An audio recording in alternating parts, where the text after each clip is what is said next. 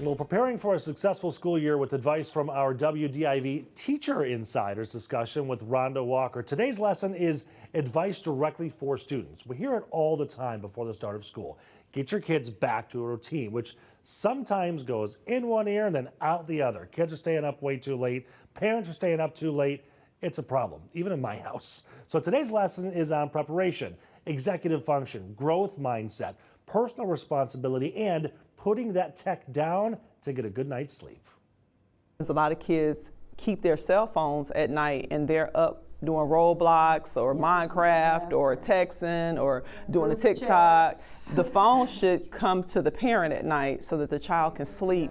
So a lot of our kids come to school tired. How detrimental that can be to their ability to learn, and also just that constant exposure. Yeah. And if you think it's a lot, try it for a week and see how different your mornings are, see how different your evenings are, and then you decide as a family if it's worth it to you. And that goes for TV in your room too, kids. That's not what I advocate for as a parent or a teacher. But students need to have that ownership too. Absolutely. So I share that experience with my students. I say, I'm a phone person too. I can be on TikTok until midnight, but guess what? I put it away because I want to feel better. What do you want them to know to have a successful year? No matter where you are, like, you're never out of the game. It goes back to attendance too. Like, show up. You got to be here. Because if you're not here, I can't help you grow. How do you want them to get an A if they're only exposed to C-level amount of curriculum because they're not even here? Or if I teach first hour and you're late every day and they miss half of my class every single day, then that's executive function, and that's where parents can really help their kids and where kids can help their parents. And part of that student success too is them having personal responsibility. Yes, they know what time they have to be at school, but they also should have a planner. You know, oh, I got a test on this day. You know, I need to make sure I'm prepared for this. Some kids tell us, well, I had football practice or basketball practice until 8 o'clock at night. You still have to do your homework. Make sure you have all your supplies. Make sure, you know, you have the growth mindset. And I like that you say, you know, focus less on the task and more on the growth and the development. Kids who take those projects and just go beyond are the ones who are getting the most out of the class. Few students in Mr. Brown's art class intend to be professional artists. There's a broader purpose. The stuff that we do in this class transcends just being an artist. It's about building your your problem solving, your creativity, and those things you'll use those skills every day. If they look at going to school as being an explorer, because the point is to find out what you want to do. Figure out what you like to do, figure out what you're good at, and if you can combine those things, you'll find something to do with your life. There's where your pride is. Yeah. You find the thing that gives you pride, and that's our job, to help you find that pride. If someone says, hey, do you want to try this? Try it. Learn from your mistakes, be open to your mistakes. Yeah. The process is the key, not the end point. You know, figure out what you don't know. I needed you guys when I struggled in math. You know what, Rhonda? What I'm learning is, and I teach my kids this, to lean into your discomfort. And show your teacher and classmates some RESPECT. Kindness is key in my room.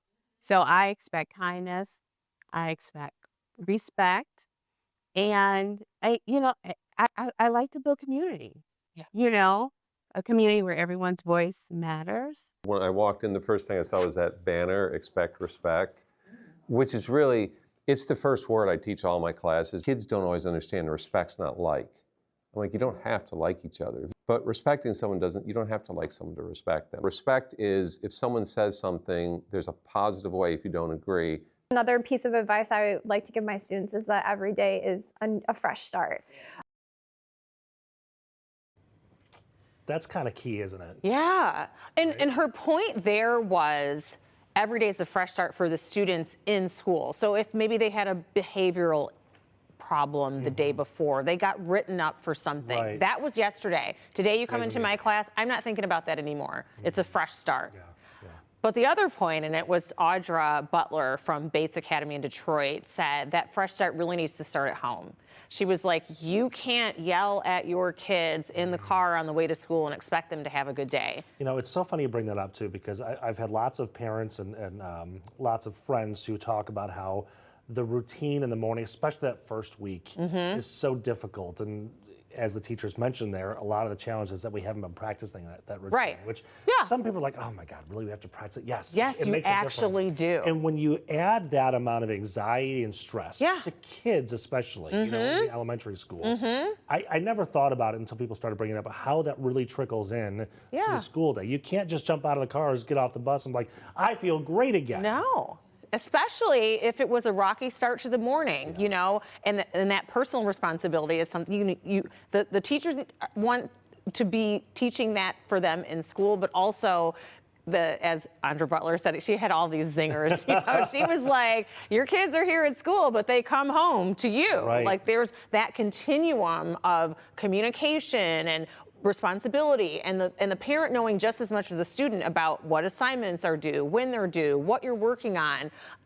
So she, you know, was just making the point that, you know, having that preparation, that personal responsibility at home. So for your kids, you know, making sure that they have their backpack ready, that they get up on time, that they're owning that and not adding to that stress in the morning that, you know, makes it difficult to get out of the door. So one of the things Ashley was saying when we talked about this story during our 6 o'clock hour is, you know, having the clothes laid out, the backpacks packed and ready to go the night before. Right. And Have you're the socks, tired have the the night underwear, have everything ready and you're to go. tired the night before. I mean, of course, parents are too. Right, but it's gonna make it so doing much all worse. of that, Yes, getting into the yes. discipline and Right. routine of doing all that the night before makes the morning start off better, and then it helps your kids have a better, more productive day at school. You know, what's interesting, listening to these teachers that you talked to and the superintendents that we had earlier in the week, there was a common thread of parent involvement and parent responsibility and the lack thereof. Yes. And there seemed to be some frustration with Very much both so. on how there's a disconnect. Not with all parents, but it's growing. Right. And I don't know how we fix that. Well, you think about it. Parents are stressed out. There's so much going on. You know, there's so much more going on, you know, in their own lives. And you're raising kids, like it's hard. You know, every parent knows that. But if you are able to minimize that stress on your kids, you know, those are the adult problems, but you want your kids to you know, have that level of peace and not own that anxiety that you're feeling because they have their own. Yeah, and I will say I am guilty of that, especially with my youngest son. You know, you have, for me, I've got 3. So you've got the older 2, and then it becomes a problem where I start to expect more out of the youngest and start to think, oh yeah, go find your backpack, get your socks. And Right. You're But 4, you're 5 years old. But your oldest, you were all on it then. Right. Yeah. But Yes. actually, when you have the younger kids, they do tend to mature faster They because do. they're modeling after their older They do, siblings. yes. But we also, as parents, at least I can speak for myself, the expectations can't be set so high either. Right. It's like, no, I guess you can't do your own laundry. Yeah. Right. But you wouldn't. Boy, I wish. You kind of want to try to teach them. Right? All right, Rhonda, thank you so much. Yeah, Great thanks for advice. having me. And all of Rhonda's conversations, all of them, Yeah. posted online at clickondetroit.com. So please go take a look at it because, especially in this week right now, as we're trying to get ready for school, there's some great advice in there. And a lot of non-common sense things that you wouldn't think about. I also wanted to mention Lisa Phillips, a longtime principal over at Cass Tech High School. She opened up her doors and let us do that spot for the interview. Okay. Well, Lisa, thank you so much. And Rhonda, thanks. Thank you.